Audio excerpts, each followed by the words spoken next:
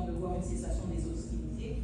Je l'ai dit auparavant quand nous parlions des sanctions et des divergences au niveau de l'Union européenne, et je pense que c'est un très bon exemple qui montre qu'on peut vouloir la même chose et considérer que certains moyens ou certains chemins sont les mieux indiqués.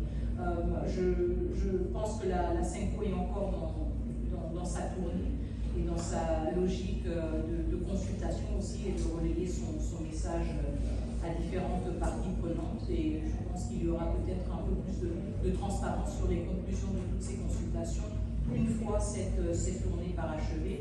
Je vais quand même me permettre une parenthèse un peu personnelle, j'espère que je ne brise pas le protocole, mais tenant compte du fait aussi que pendant tout ce processus de paix auquel j'ai eu à participer, à représenter la République démocratique du Congo, j'étais toujours la seule et l'unique femme. Au processus de Luanda, j'étais toujours la seule femme. Dans la majorité des réunions que nous avons, il ne s'agit que, en fait, très souvent que d'hommes qui parlent entre eux, et la ministre des Affaires étrangères de la RDC qui, par hasard, est une femme. Et je pense que la démarche de la Cenco est certainement motivée par une bonne volonté.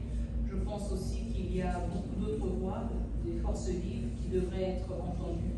Et je pense aussi qu'on devrait réfléchir en tant que société congolaise sur le rôle, en particulier pendant ce mois de mars, le rôle des femmes dans la quête de la paix. Et je trouve cela un peu préoccupant qu'on ait un peu adopté en tant que société le réflexe de se tourner vers les confessions religieuses, sans pour autant remettre en question le fait que ces confessions religieuses, de par leur structure, de par leur hiérarchie, de par leur manière de voir le monde, excluent systématiquement les femmes.